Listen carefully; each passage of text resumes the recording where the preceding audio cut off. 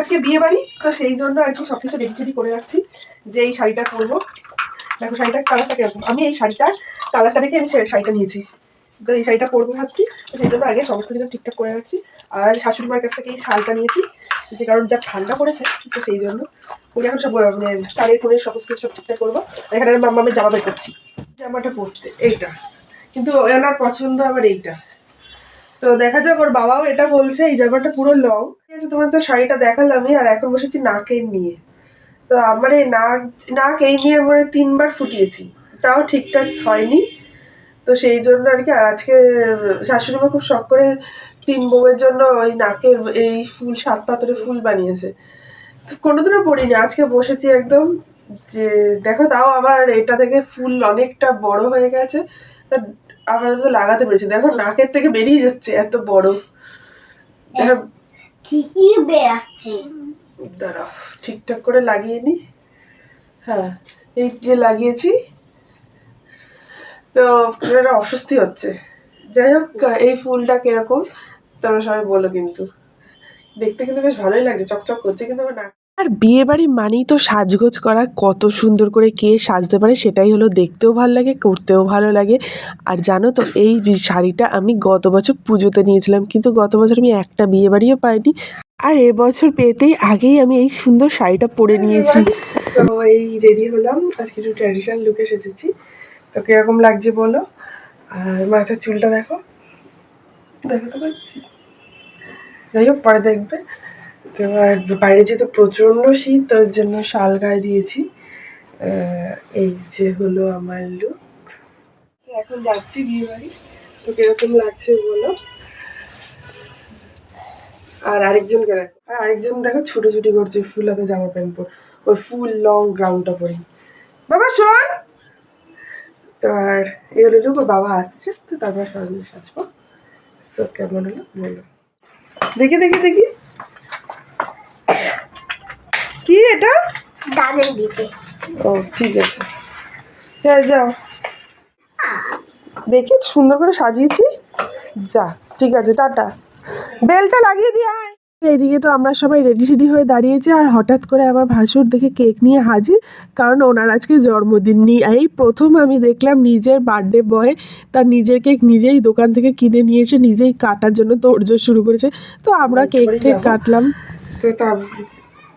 তো তখনই তোমাদের সঙ্গে দেখা হয়েছে বিয়ে বাড়িতে।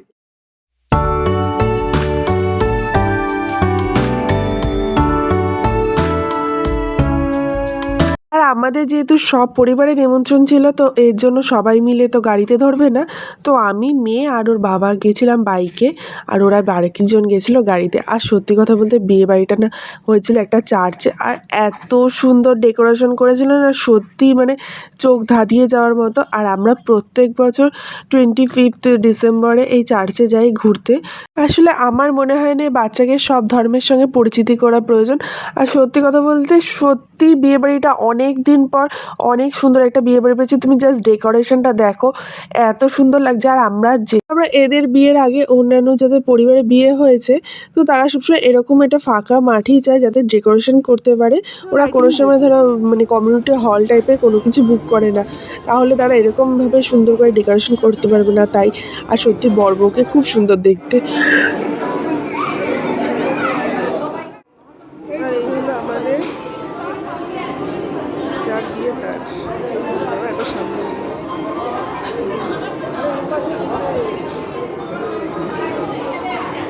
আর এদিকে আমি তো আমার বরের সঙ্গে ছবি তুলতে ব্যস্ত, তিনি আবার অন্য বউদের দিকে তাকাতে ব্যস্ত, এর জন্য নিজের বউয়ের দিকে তাকাচ্ছে না।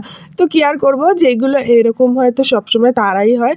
এদিকে তো নিয়ে এসেছে স্টার্টার, প্রচুর রকমের ছিল, তো স্টার্টার খেয়েই রীতিমতো পেট ভর্তি হয়ে গেছে।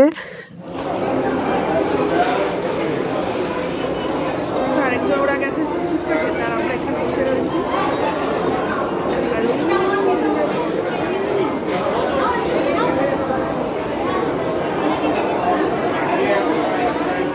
বাইরে ওরা গেছিল একটু ফটো সেশন করতে, আর আবার এখানে দিকে অনেক রকমের স্ট্যাটার এসেছে। তো আমি আবার একটা একটা করে সব খেতে খেতে রীতিমতো প্রায় পেট ভর্তি হয়ে গেছে। আমি বর বউয়ের দিকে তাকাচ্ছি, আর স্টার্টার খাচ্ছি। আর সত্যি কথা বউকে এত সুন্দর লাগছিল দেখতে, ওকে সোনার গয়না পরে মানে জাস্ট মানে আলাদা রকমের একটা সুন্দর যে খুলে এসেছে। দেখো আমরা যখন গেছিলাম তখন অনেকটা ফাঁকা ছিল, এখন প্রায় ভিড় হয়ে গেছে। আর এইটুকু সময় কী করবো, বসে বসে 2-3 জনে কয়েকটা মিলে ছবি তুলে নিয়েছি।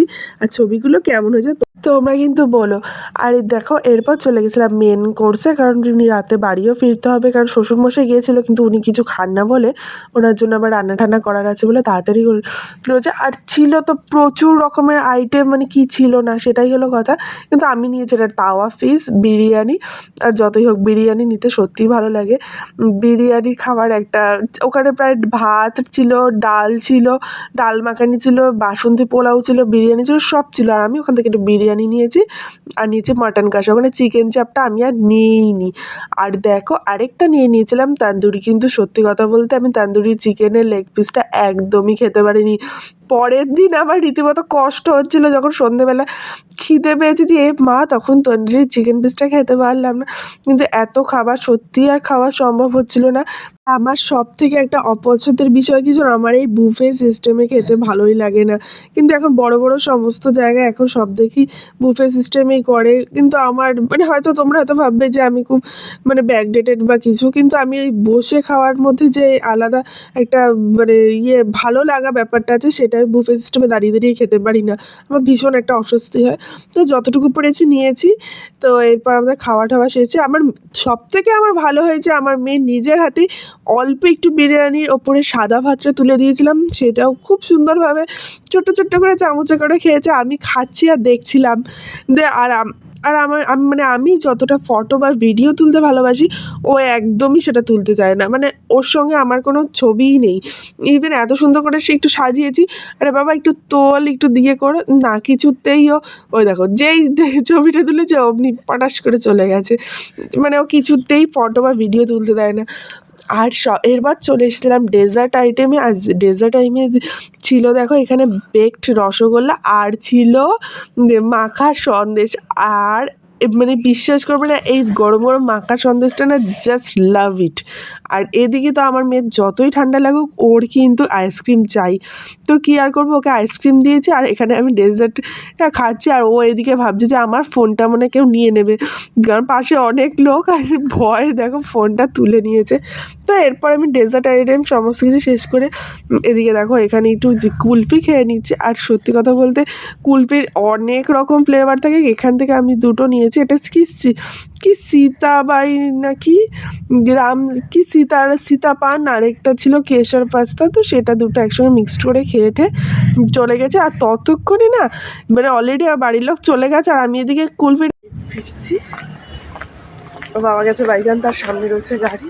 জাস্ট আসলাম বাড়িতে, এখন অলমোস্ট 11টা বাজে। আর তো মুখ চোখ দেখে বুঝতেই পারছি যে মানে খাওয়া দাওয়া ভালোভাবেই হয়েছে।